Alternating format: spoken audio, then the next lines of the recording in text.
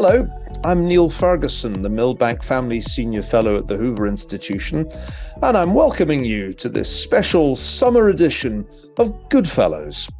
Bill Whalen's on vacation this week. We sometimes allow him to do that. So I'm sitting in the moderator's chair.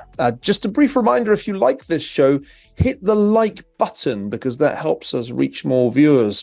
And if you want more content like this, click on the subscribe button and magically receive all of the video content the Hoover Institution posts to its YouTube channel, including HR's excellent show Battlegrounds and the perennial Uncommon Knowledge with Peter Robinson. All right, that's enough promotion. Let's get to the show.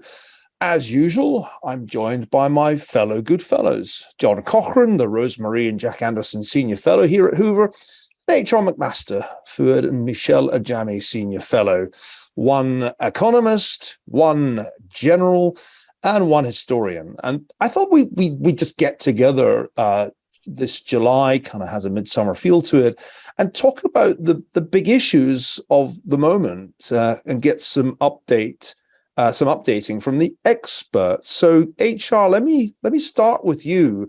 There's a war going on. It's lasted quite a bit longer than most pundits expected back in February. I think we're approaching the 6-month mark of the Russian war against Ukraine.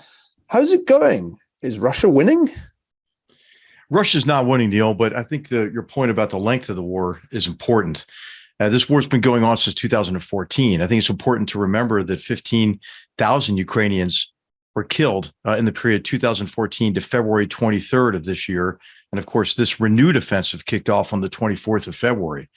And as I believed it from the very beginning, this is going to be a years-long war. And I think there are a number of reasons for that, Neil. One of them is that I don't think either side has the military capacity and ability to accomplish its war aims. Russia's, of course, aims are expansive. Initially, they hoped to subjugate all of Ukraine in a very quick offensive, anticipating that Ukrainian will and their military would just collapse. Of course, those assumptions turned out to be radically flawed. And also the Ukrainians object, and Lavrov just made a statement, of course, recently saying that they do have territorial ambitions beyond Donetsk and Luhansk. And of course, the Ukrainians, having suffered so much, have made it their objective, I think the interim objective at least, to retake the territories that Russia has gained since February 24th. And Russia now is engaged in a grinding offensive in the east, where it's mainly using the bombardment of cities and towns and rubbling residential areas, committing mass murder of innocents, and then occupying that territory with its maneuver forces. It still does not have, the Russian forces still do not have the ability to conduct fire and maneuver in close combat with defending enemy. And they're not going to be able to generate it. They're also not going to be able to generate the logistics capacity or the reserve manpower to be able to conduct a sustained offensive, again, oriented on Kyiv and Odessa, the two key cities that would allow them to unlock Ukraine and choke it off and then subjugate it. The Ukrainians, on the other hand, are beginning to build capability and capacity that will allow them to take some of these local counterattacks and transition them into counteroffensives. The town to watch for that is Kherson, where they're focusing a large part of their counterattack efforts and are making some gains, appear to be making some preparations by attacking a bridge that is a key supply line to the Russians who are in control of Kherson at the moment. And the reason this is important, Neil, is that this will allow the Ukrainians to begin to relieve the chokehold that Russia has put on Ukraine along the coast of the Black Sea, and allow Ukraine to begin to regain some economic viability as well as marshal some additional combat power. Also very important, and what we've been tracking, are the integration of some of these longer range fire systems, the American HIMARS system, for example. And these are immensely important because when they are combined with satellite intelligence and imagery from unmanned aerial systems, they are very effective in a counter battery mode. And that is destroying the Russian artillery pieces and rocket launchers that are inflicting so much harm on Ukrainian civilians. And I think this is going to be a big game changer in terms of Russia's ability to sustain this material schlacht, or this focus on relying on artillery. And you've seen already, just with the first systems delivered, the destruction of some of the ammunition depots that are really important. I mean, it takes a hell of a lot of artillery rounds to rubble a city. And then, of course, I think the other element of this to watch is, can the Ukrainians develop themselves those close combat capabilities to conduct fire and maneuver with skilled infantry and tanks, mobile protected firepower, to regain that territory and then hold that territory? I don't think they're going to be able to do it to retake all of Donetsk and Luhansk.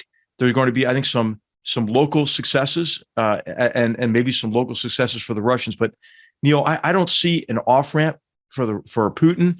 I don't see the Ukrainians settling for anything less than regaining the territories that have been taken since February 24th. And sadly, I think that we are in for a long, bloody war, much longer bloody. It's already a long, bloody war, as I mentioned. It goes back to 2014. But of course, I think there are worse things than war. And that would be if Ukraine was to lose its freedom. And I think the Ukrainian people know that, of course, much better than we do. I was going to go to John in a minute to talk about the economics, because, of course, this is not just a military struggle. It's also a struggle of economies, and sanctions have been a key part of the war from the outset. But before we go to economics, help us understand this war in some kind of historical context. It feels like, just in terms of casualties and intensity, the biggest war since, I don't know, Iran-Iraq. It's certainly a much, much more lethal war than the wars that we associate with the war on terror after 9/11, right? Absolutely. Now, it fits the playbook for the Russians that we saw initially in 1999 in Grozny, and that we've seen Russia enable the Syrians and the Iranians and themselves to conduct these campaigns of really mass murder and mass destruction of cities in Aleppo and Syria, for example. But in terms of the exchange of artillery fire on both sides, I think you're quite right to point out the 1980 to 1988 Iran-Iraq war. It's worth noting that the Russians have fired more ordnance in this war since February 24th, and dropped more ordnance than the United States has in the full wars in Iraq and Afghanistan. A 2-decade-long war in the case of Afghanistan. So massive amounts of firepower and artillery. It's also, I think, worth noting that if the casualty figures are correct, that Russia has suffered far more casualties in this short, intense war than they did during their entire wartime experience in Afghanistan. And so I think you're right to call this out as a return of a large-scale conventional conflict that I think ought to draw into question some of the assumptions on which we've based some of our force modernization and defense strategy planning on. I want to ask HR question before we go on to economics, because I miss you guys and the chance to learn things. I have two puzzles here. One is tactical and the other is strategic. On the tactical level, what are we doing back to World War I, blasting away artillery at each other in trenches? I thought you fight artillery with air and precision. Now, I gather from reading that, in fact, behind the scenes, a lot of what's going on is the air war, the drone war, the intelligence war, knowing where things are. Those 4 HIMARS systems, if the Russians figure out where they are, they're 0 HIMARS system pretty fast.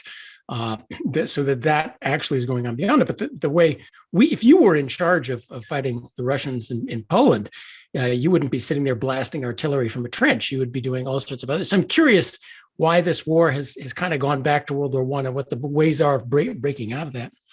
The strategic question seems to be, are we fighting for a draw? and Europe sounded really courageous for a while, and now they seem to be fighting for a draw. Is the U.S. going to provide or be able to provide the massive amounts of offensive weaponry it takes for this not to be a draw? And I noticed that Putin is careful. We've been talking a lot about not angering Putin and to escalate. Putin is very careful not to escalate this to a war with NATO, which you'll give your opinion, but my view is if it were a war of NATO, it would be over in a matter. This war could be over in a matter of 2 days. If the U.S. and NATO decided to make it over in a matter of, or at least as far as the Ukrainian border, it would be over in a matter of 2 days. But Putin's been very careful, for example, not targeting the supply lines of all these lethal weapons, which very clearly endanger his war. He could do that.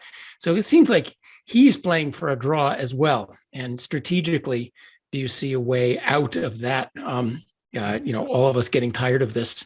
Now, draws, World War I. I think Neil wrote a book about World War I, where we should have had an armistice around 1915, but everybody had lost so much they couldn't bring themselves to sign the armistice. So maybe that's where we're stuck. I hate the idea of being stuck. HR, over to you. Well, I think this really goes back to the integration of firepower and maneuver. Oftentimes when we get lazy thinking about future war, we think, hey, really, the next war will be fundamentally different from all those that have gone before it. And what happens is you see a reemergence of kind of the idea that firepower can solve the complex problem of the problem sets that you face in wartime. It's essentially strategic bombing theory in a new guise that reappears in every decade in a new form. In the 90s, it was the revolution in military affairs, right? And now you're seeing that AI now, right? AI is what's going to make firepower and targeting important. So, or paramount importance. And so this is an approach to war in which targeting equals tactics, which equals operations, which equals strategy. And really what's important if you want to achieve a sustainable political outcome in war is to be able to occupy territory and control it, and to be able to defeat the armed forces of that defending nation. The Russians demonstrated that they were unable to do that in a way that they were unable to do it in 1914 when they opened World War I, and the northernmost Prussian did not brush the channel with his sleeve as von Moltke had anticipated, and that army was stopped, and you had a stalemated war, an extremely costly war. The answer to that on the British side was massive bombardment. They thought this is what the Germans called Materialschlacht, or material war. On the eve of the Battle of the Somme, General Rawlinson organized and conducted a massive bombardment with millions of artillery rounds fired.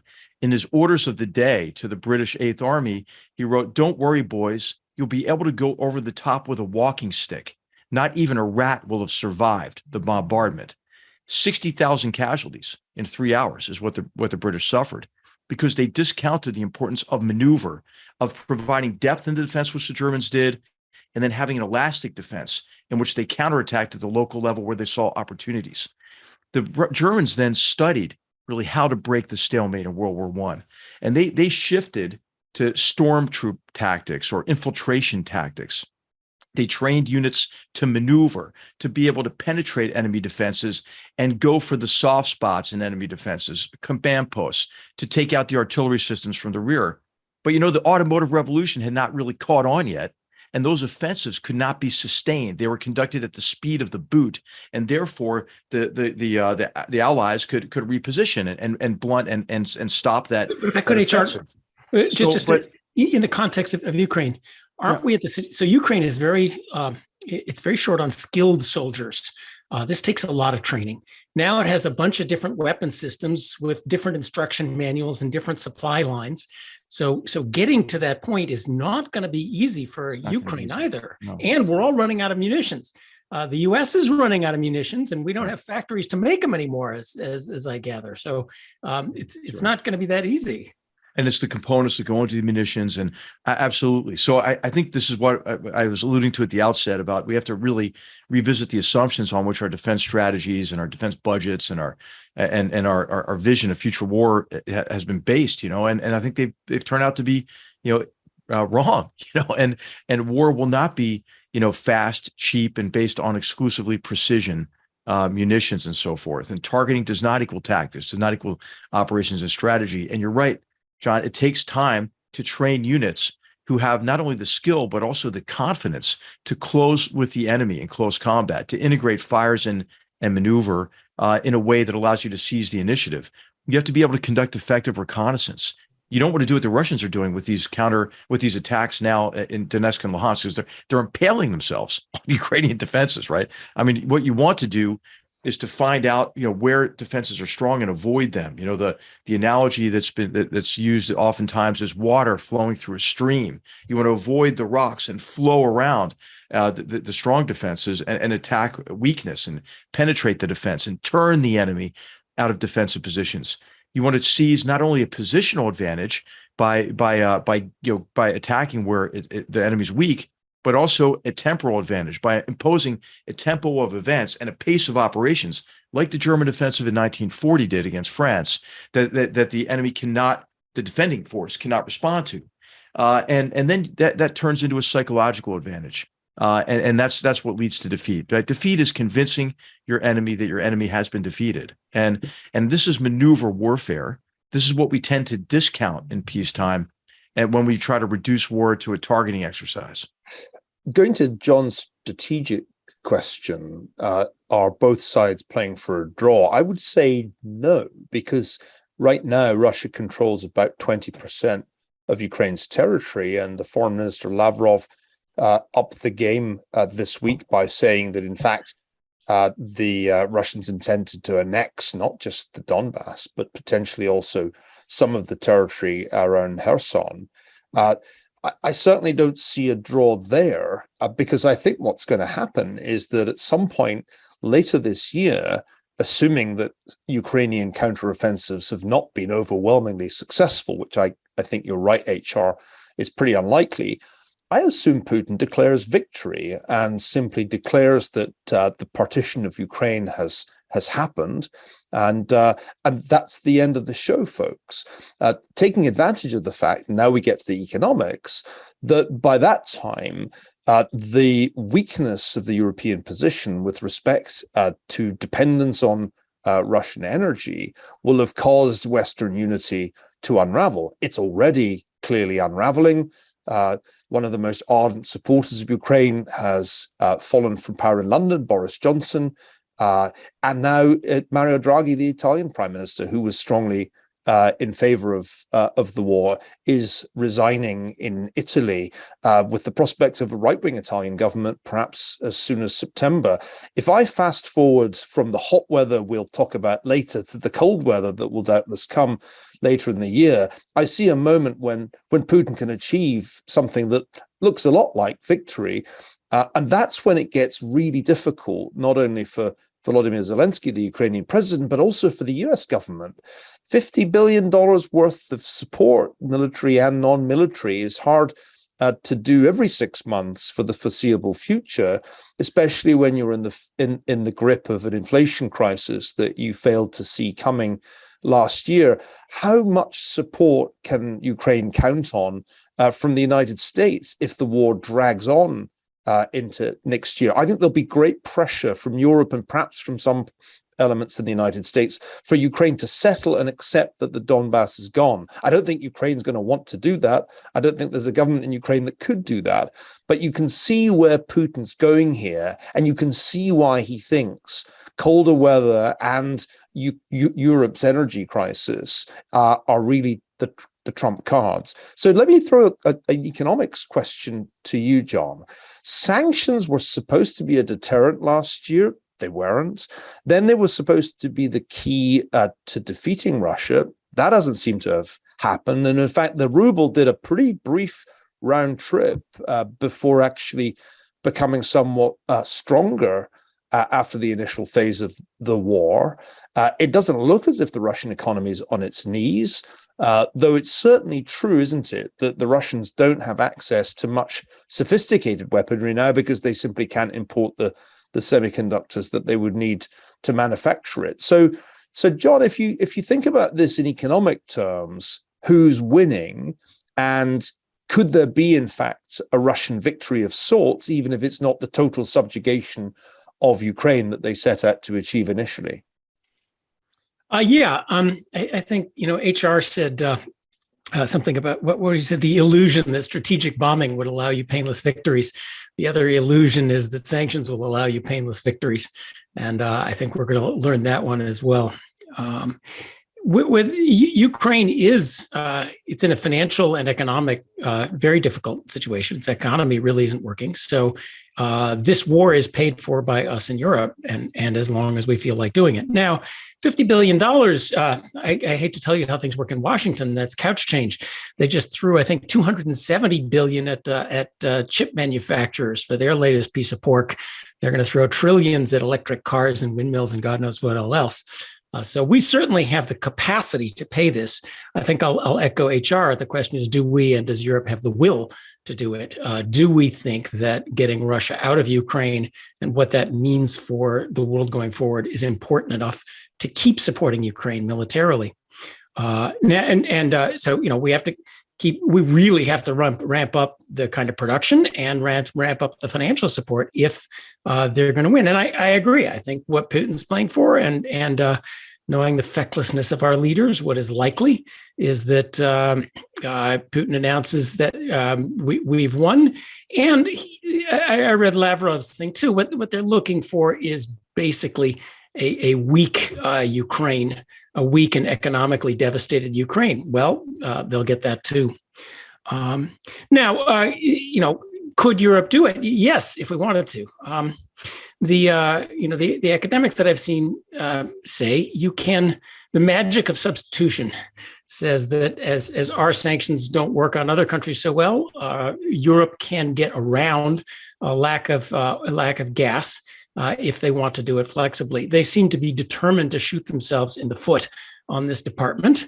The way you survive sanctions is by being a flexible economy that does as best as it can in sharply changed circumstances. You do not, dear Germany, turn off your 3 remaining nuclear power plants. Spain too. That's absolute insanity. They are preparing already to ration gas this winter. Now, this is not an inequality thing. This is about which industry gets gas. And industries are already running to get themselves declared essential so that they get the gas. It's political allocation rather than economic allocation. The only way to run an economy flexibly during a time like that is to let the price go up, even if it looks like inflation, in order to get the gas to the most practical, the places that really need it, not the ones that don't. So Europe seems to be of a mind to make this whole matter worse for themselves, let alone the will to keep going, and then to provide Ukraine both with the financial assistance and the military assistance it needs if they're going to take back the territory, which is the only way the West doesn't just participate in our continuing slow decay. So, John, we had a period late February through March when Ukraine was the number one story in the United States and around the world, and you and I and HR discussed how long that would last, and it lasted until about the Oscars, I think. Right now, the number one issue domestically in the United States by a country mile is inflation. And of course, the war is not the sole cause of inflation. It's made matters worse, but the inflation problem dates back to decisions that were made last year. And I want you to talk about where inflation goes from here, because it seems to me that for an administration that has a 9% inflation rate and pretty dismal approval ratings, it's getting harder and harder to justify the war, support for a war in Europe, one consequence of which is clearly to exacerbate the costs of energy and food around the world. So I would guess if inflation had peaked and was about to come down, then the pressure would be somewhat less. But if inflation is going to persist, if it's going to start feeling like we discussed in previous shows like the 1970s, then it's going to start being a lot harder to justify even a modest sum like $50 billion every 5 or 6 months. So I want you to answer the big question, John. Where does inflation go from here? Has the Fed done enough? Is there going to be a belated victory for Team Transitory? Or is this going to turn out to be a kind of replay of the 1970s where the Fed tightens a bit and then stops because it thinks it's caused a recession, and we find ourselves stuck with high inflation for not just months, but years? Could be. So one thing about inflation is nobody really knows. Inflation, and I'll just say, what I can tell you with my great expertise in monetary policy is that nobody really knows. And if they tell you they really know, they're tooting stuff. And I will now a little more my view. The Fed's power here is much more limited than people think. This inflation fundamentally came from fiscal policy. Milton Friedman said, if you throw money from helicopters, you get inflation. Our government threw $5 trillion from helicopters. Surprise, surprise, we got inflation. That's it. The war is a price change. It's not inflation. The costs of the war, even $50 billion every 6 months, that's nothing compared to World War II. This is not relative to the U.S. government's taxing and spending ability. This is still quite small. So the Fed's position is, can it counter fundamentally an inflation that came from out of control fiscal policy? It's like they've got their hands on the handbrake, but the gas pedal is still floored. The view that inflation is always and everywhere only a monetary phenomenon is false, and we just saw it. It came from this fiscal policy. Somebody should. So now, what can the Fed do about it? The Fed can raise interest rates. Write a book about that, John. Yes, and we'll plug that soon. What can the Fed do about this inflation that comes from somewhere else? Well, they're like the handbrake. They can raise interest rates, which will push us towards recession, slow the economy, and then through some magic and dead chickens and smoke and mirrors called the Phillips curve, they hope that slowing the economy down will lower inflation. That's a blunt instrument, and the minute it actually turns into a recession, Congress is going to explode. When real interest rates flow onto the budget and start raising interest costs, everyone's going to explode. They're in a very difficult position if that's what we're relying on. So we're going to see a test, really. I'll put it. One of the reasons for our that we don't really know what's going to happen is there's two competing histories. One is the history of the 1970s that you mentioned, where the Fed, the standard way we think about this, the Fed was late to the party, didn't raise interest rates fast enough. When it did raise interest rates, caused recessions, backed off too soon, and things got worse. Under that reading of it, it's 1972. The other history is the history of the 2010s, where the Fed, the ECB, the Bank of Japan did absolutely nothing to interest rates, just sat there, and inflation widely predicted. It was exactly the negative of now. Deflation started to happen. Central banks couldn't do anything about it because they were stuck at zero, and nonetheless, nothing happened to inflation. That history argues that inflation could go away out on its own, especially if we solve this outstanding fiscal problem without much action from the Fed. So we'll see. The traditional view says until you get interest rates above inflation for a sustained period of time, we're talking right now with 9% inflation, 10, 11, 12% and more interest rates, and leave it there through a horrible recession, you won't get rid of inflation.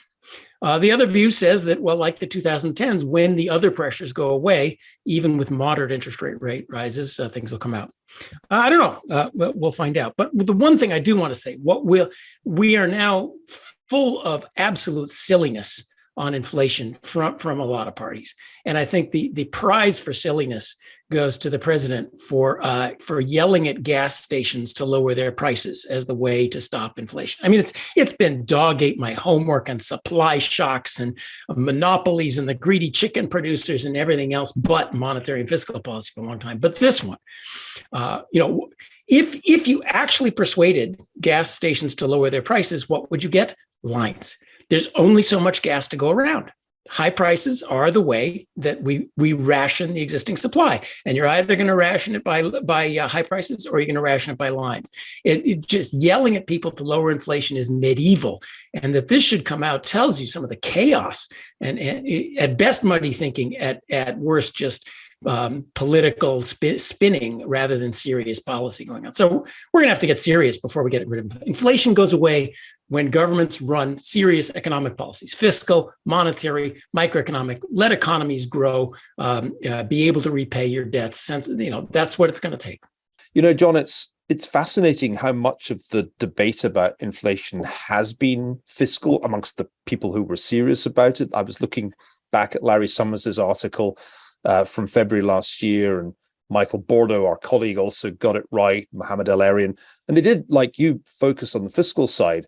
But there is an argument, isn't there, that the Fed was as much to blame in that they had M2 growing at 20% plus year on year, and even as velocity recovered, they just stood pat and kept the easiest monetary policy going. And I'm inclined to think that that the Fed shouldn't get off the hook too easily.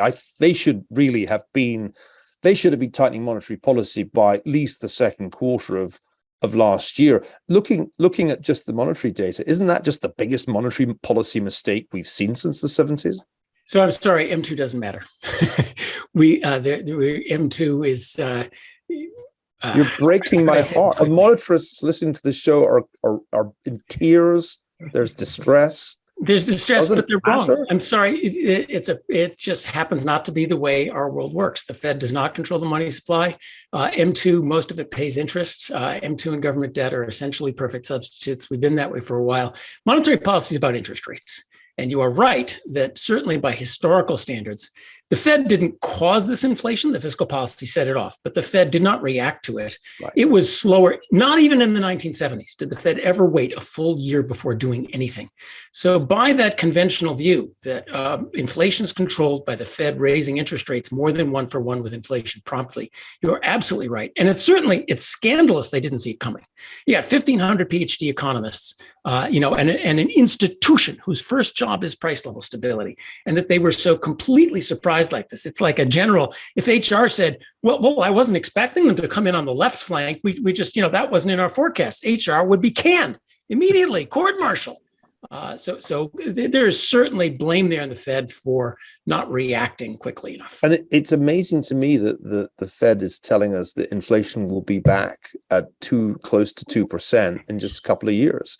Now, you kind of hedged earlier about where inflation is going, but I assume you don't believe that projection. That seems really unlikely to me. To the extent I'm willing to make projections, having been wrong so many times in the past, I think that we're in for a longer slog on inflation than is common. Than certainly the Fed's projections. Inflation does go away without the Fed ever raising interest rates above inflation, and it goes away in a year or two and goes right back to the magic 2%. Good luck with that. This is going to be a long, hard slog, whether it's monetary policy, fiscal policy, or what else. But obviously, part of the story here has been supply disruption caused by the pandemic, which has clearly disrupted labor markets. It's also partly a story of supply disruption caused by the war in Ukraine. There's one piece of good news, if you could call it that, for those who are worried about inflation, and that's what's happening in China, where in the last quarter for which we have data, the economy actually contracted. Now, when I look at what's going on in China, I think it really ought to be the biggest story of the moment, because here is the second largest economy in the world, which has been for decades one of the fastest growing, and it's stopped dead in its tracks. This is partly because of Xi Jinping's zero COVID policy, which is basically unsustainable in the face of Omicron variants. The effect of lockdowns, some of which have been extraordinarily draconian, has been to scare Chinese consumers out of spending. But there's something else going on in China, which I would be very worried about if I were President Xi, and that is that the real estate sector seems to be in free fall. So the three of us are always debating China. This seems like a good moment to come back and take a look at what's going on. Obviously, if China's demand suddenly stops dead, at least some of the pressure on global commodity prices comes off, and you can see that things like copper have been falling off a cliff. But I guess the question I have is, what the heck is going on in China, and what does it imply? Let's just turn to HR for a second. HR, you followed China closely. You played a key part in reassessing the US view of China as a national security threat. What do you think is going on there? And where does it lead if the Chinese economic miracle is actually over? And tell us about the politics too. Neil, doing? And John, I want to hear from both of you on this. But what I hope we finally do is to no longer believe that Xi Jinping will act based on the way that we might act when confronted with an economic crisis. I think it's really clear, especially since the beginning of COVID, that the party prioritizes its effort to maintain its exclusive grip on power, even when that leads to nonsensical economic decisions. Right? That we didn't mention the crackdown, on the tech sector, other sectors of the economy. The tutoring industry just completely went away. Healthcare is next on the chopping block potentially, but that's all because the party is fearful of losing this exclusive grip on power, and will prioritize, its control. Is obsessed with control. And I think your point on the real estate sector is immensely important. The people who want to keep the bottom from falling out of Chinese stocks and bonds keep saying, well, that's really compartmentalized. It won't be that big of a deal. But what I'd love to hear your thoughts, because it seems to me the way that they've been able to stoke economic growth in the past is with local governments, provincial governments selling land, generating capital, and investing that capital, often poorly, which results in an overproduction and overstocks that then are dumped on the international market at low prices, and they take a loss, but they don't really care because it's kind of a Ponzi scheme. To me, it looks like a Ponzi scheme from the outside as a washed up general looking at this. So, hey, I think that the time is now. The one thing I would say is another way they've been able to compensate for it is with the inflow of foreign investment, dumb money, and then also venture capital money that is the scaffolding that holds up their mercantilist state-driven model.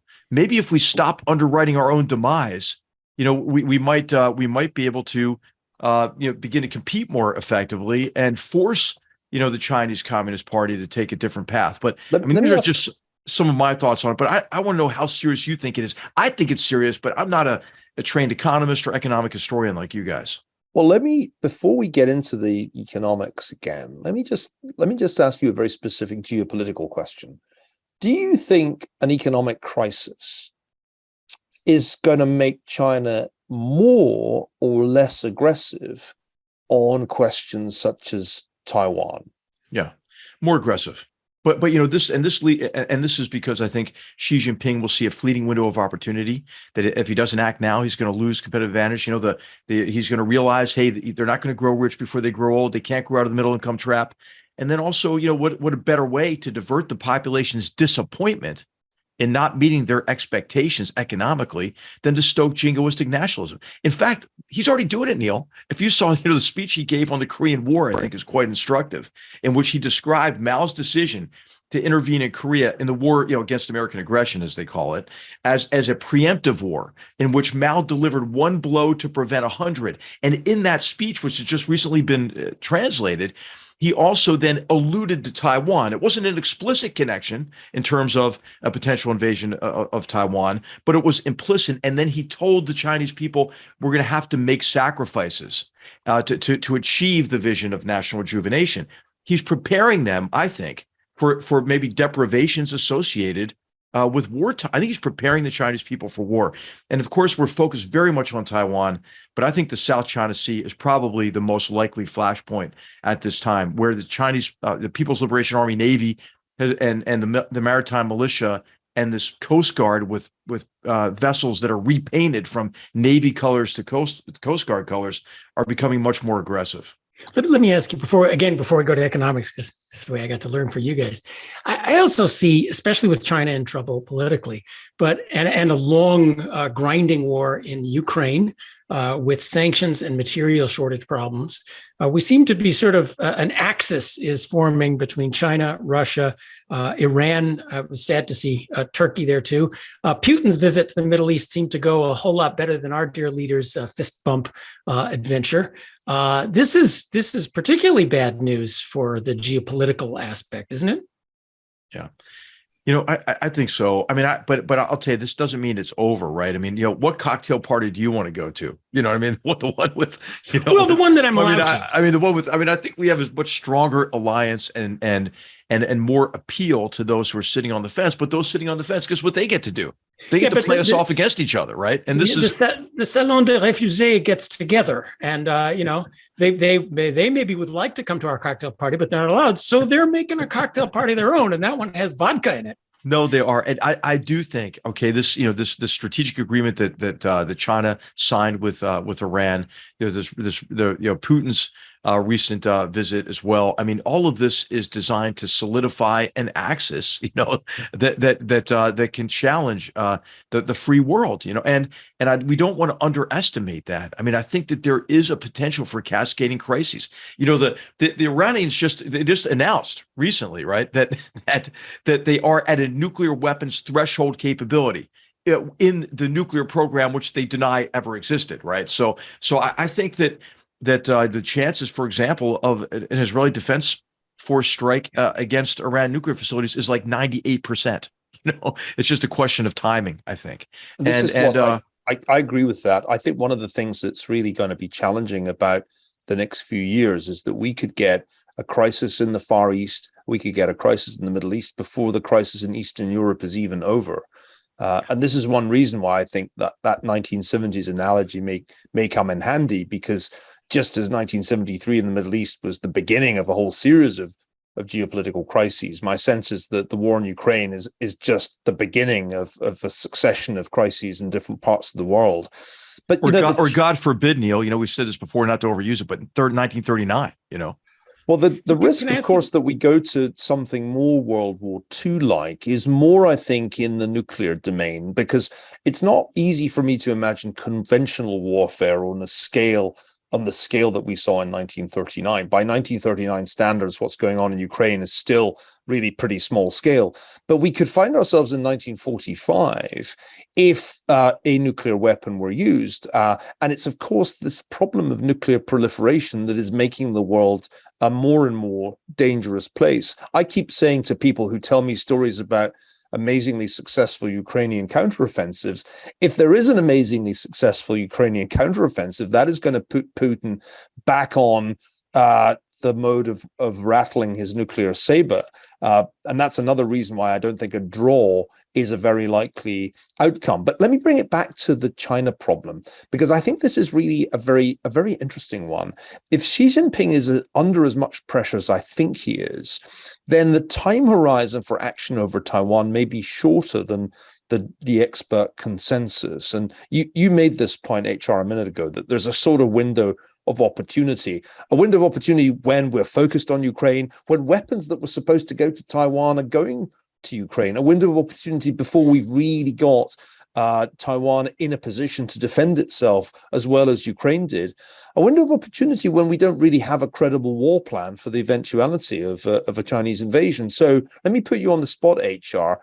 When do you think this could happen? What kind of time frame seems realistic for the next Taiwan crisis, or if you prefer, the South China Sea crisis that you talked about?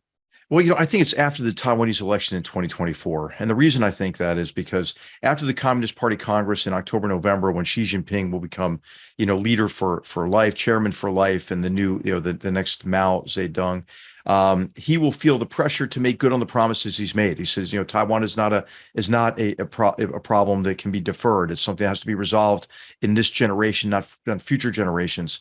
But I think he will try to do everything he can short of an invasion between the Communist Party Congress and 2024. He'll try to buy off elites. He'll launch a major information warfare campaign. He'll use economic coercion. He'll try to get the KMT into power, because ultimately he'll make one last-ditch effort to get annexation by invitation. Well, he's not going to get it, right? He's not going to get it because the Taiwanese have learned vicariously because of the fate of Hong Kong, but also the fate of Ukraine as well. And I think the will, and if you've seen the polls in Taiwan, the will of the Taiwanese people seem to be going way up, especially among the young population. So it's a race, Neil, I think, to establish deterrence by denial, by 2024. Because I think the period of maximum danger is after the elections in Taiwan in 2024. Okay, I have one more thing, John. Bear with me, because in my capacity as moderator, I get to cut you off. Oh God, it's great power. The last thing I want to talk about is the thing that all British people love to talk about, namely the weather. The United Kingdom just had its hottest day on record. I don't like that word unprecedented. It gets overused by journalists, but we do have hundreds of years of data on the British weather, and a 40 degree centigrade, 100 plus degree Fahrenheit temperature reading in London is unprecedented. And you can imagine the kind of conversations that this has elicited. And it's not just the UK. Europe has been extraordinarily hot, and parts of the United States are unseasonably hot at the moment. You know what that means, don't you, Goodfellows? That means that the climate gang get on the air and tell us the end is nigh, as we foresaw. This is climate change, and we must immediately accelerate our elimination of hydrocarbons, of fossil fuels. Joe Biden doubling down on Green New Deals. I think we should talk about the weather, but we should also very distinctly talk about climate, which is something else. John, why don't you go first? How do you think about unseasonably hot summer weather? Does it make you more inclined to listen to Greta Thunberg? I'm guessing probably not. Oh, I read the IPCC reports, and they say the climate's getting hotter. I had the interesting experience this weekend. I was driving through Sacramento, listening to the radio on coverage, and the coverage was nonstop on it's 102 degrees in the shade. Of course, I'm driving through Sacramento where it's 104 degrees in the shade, because it's been 104 degrees in the shade in Sacramento in the summer since time immemorial, and nobody's out there having fits about it. And yes, indeed, the entire response was, this means we have to double down on windmills and solar panels and get rid of fossil fuels. I feel like Europe especially, but the US too, has been trapped by a millenarian cult. And yes, climate change is happening. But even if we do the full Greta Thunberg, that only limits the increase in temperature in the next 100 years, down to 1.5 degrees from maybe 2.5 degrees.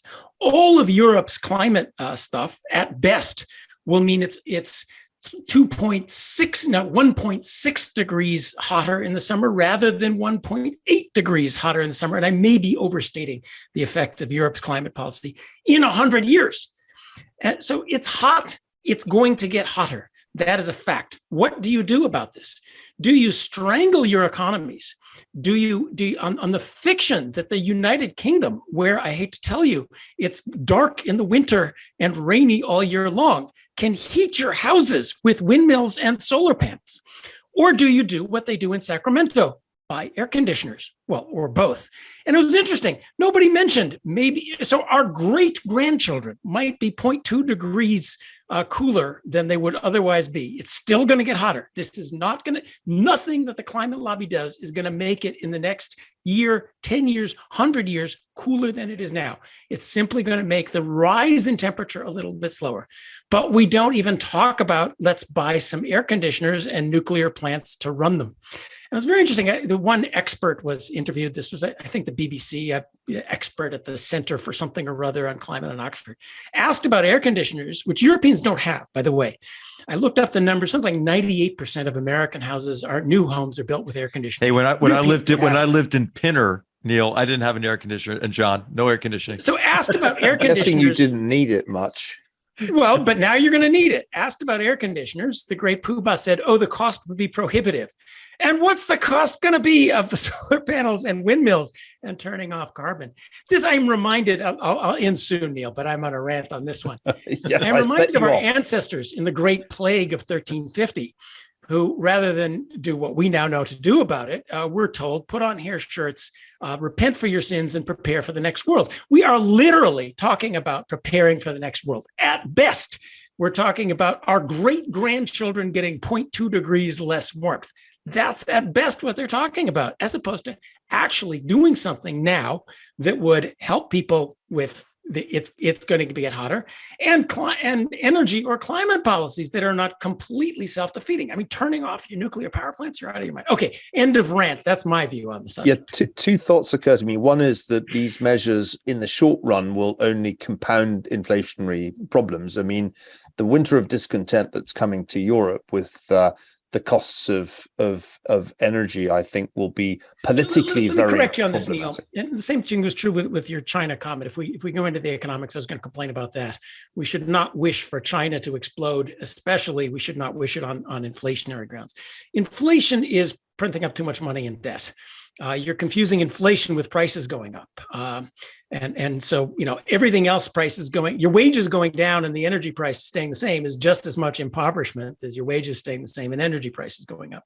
So let's talk about the relative prices, the impoverishment of not having enough energy, going back to the way that, your ancestors who knew how to pronounce Cochrane right, they lived in cold misery all winter long. That's the issue, not whether we have inflation or not. But there is, the point I'm really trying to make is not an economic one, it's a political one, that if you pursue policies that limit the exploitation of natural gas, limit investment in oil, then you're going to compound the monetary and fiscal mistakes, because there will be significantly reduced supply of hydrocarbons to fuel energy, generate electricity, and heat people's homes. And this brings us full circle, doesn't it, gentlemen? Because it seems to me that warm though it may be at the moment, if it's cold in the winter, then there's going to be a lot of political pushback. And not just against the pursuit of a war that obviously disrupts the energy market. I think there'll be pushback against Green New Deals. I don't know how you sell the Green New Deal with, if its consequence, if it turns out that a high price of carbon means, in fact, that the cost of fueling a car and heating a home has gone up in such a way that it significantly impacts the living standards of the average household. So let's think a little bit in conclusion about the politics of the winter of 2022-23. My hunch is that if it's a cold winter in Europe and in the United States, but especially in Europe, that is going to be the moment of maximum leverage for the axis of, the axis of ill will, shall we call it, that we currently confront with Russia exploiting divisions within the West in order to try to achieve the kind of victory that I think Putin now has in mind. HR, what price Western unity in a cold winter? Yeah. Well, I think there's a counterbalance to it, Neil, which I'd like to highlight. I think we have to call it, instead of the war in Ukraine, we have to talk about it as Russia's renewed invasion of Ukraine and keep the focus on Russian aggression. I think what the Ukrainians and others will be able to do this, or the international media, it's important to note that, that they are deporting, thousands and thousands of Ukrainians to Russia to try to change the demographics. They're over 60% of the children in Ukraine are displaced. So I just think that our morality, is going to counterbalance the lack of will associated with, scarcity of Russian hydrocarbons. The other aspect of this, though, I think too, has to do with just, the European will to sustain the effort overall. I'm more optimistic about it, Neil. I think when I talk to friends in Europe, German politicians, for example, they think that the balance has shifted really against those who were apologists for the Russians for so many years. And even the SPD, within the SPD, I think there's a great deal more will than there has been in the past. So I don't know. I'm concerned, as you are, but one of the reasons I'm more optimistic about European will is that every European friend I've talked to in the last several weeks has talked about it themselves, saying they're concerned about it. So I hope that the pressure that's going to be on the European people in terms of scarcity of energy will not diminish the will to confront Russia and support Ukraine. I feel pretty good about it. It's not, I'm not complacent about it, but I think we're going to be able to sustain the effort. I would say the issue is not so much support for the war in Ukraine, but the domestic political question. And the question that I'm curious about, and I'll phrase this as a question for you, Neil, who know more about European politics than I do. When do the peasants with pitchforks get up and say, you the bien-pensant elite are a bunch of nudniks and you need to get out? How cold does it have to get before that happens? Now, America is a good deal more democratic than Europe. I know when that's going to happen in the US. It's going to happen November 2022. Europe is much more insulated by a technocratic, aristocratic elite, which has gone off on this climate bandwagon. Even I've been reading the European Central Bank is full in on we're going to subsidize the Green New Deal and we're going to turn off all investment in fossil fuels with very little democratic representation. Boris Johnson was a Tory. He was a conservative, and yet he was in there on the net zero stuff and the same problem. So when does the average European say this is crazy? You have to heat your houses. Your choices are nuclear or natural gas if you want to heat houses in the winter. Windmills don't do it. Well, I wonder when does that popular uprising happen and throw the bums out? Well, the Europeans learned from observing what happened in France with the so-called yellow vest, the gilets jaunes, the danger of letting consumers feel higher energy costs directly. And so what's going to happen is that consumers will be protected, even if it means all kinds of subsidies. So the strain will be taken, as so often in European history, by public finance to protect consumers from economic realities. That's what's going to happen. And then it becomes a problem ultimately for the European Central Bank, because you're seeing a kind of erosion of fiscal discipline. Right, I'm stopping it right there, because anybody who begins talking about European fiscal discipline is going to send his audience to sleep. And we have talked quite enough. It's summer, and we should really be heading to beaches to cool down and, of course, to read. So lightning round. Gentlemen, what are we reading as we enjoy these hot summer days? I'll go first to give you time to think, because I've sprung this on you.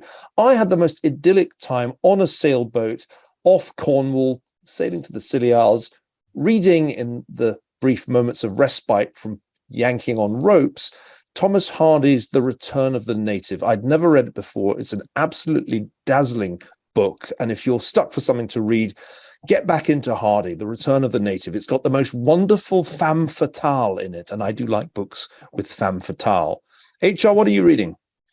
So I'm not reading anything as erudite as that. I'm reading Frank Decoter's book. Just finished it, How to Be a Dictator. It's a phenomenal book, and it's a survey of dictators and how they consolidated power, remained in power, and then ultimately were lost power in the 20th century. But if I can mention a second book, Michael Gordon's Degrade and Destroy, his history of the campaign against ISIS, has just come out. And Michael Gordon, is a very accomplished, very good reporter, I think now for the Wall Street Journal.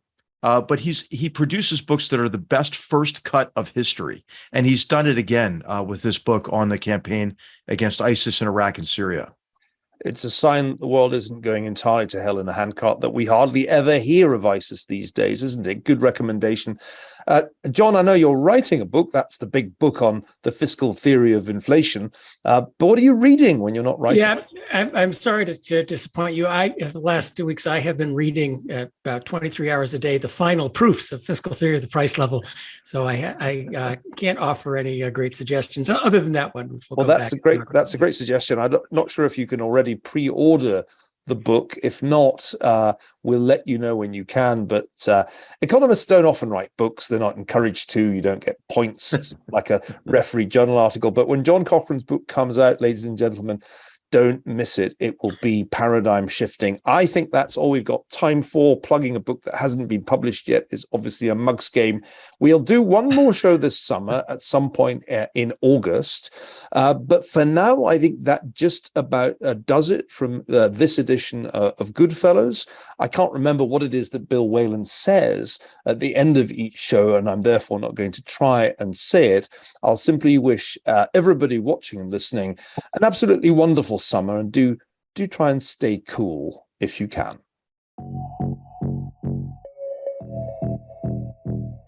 If you enjoyed this show and are interested in watching more content featuring HR McMaster, watch Battlegrounds, also available at hoover.org.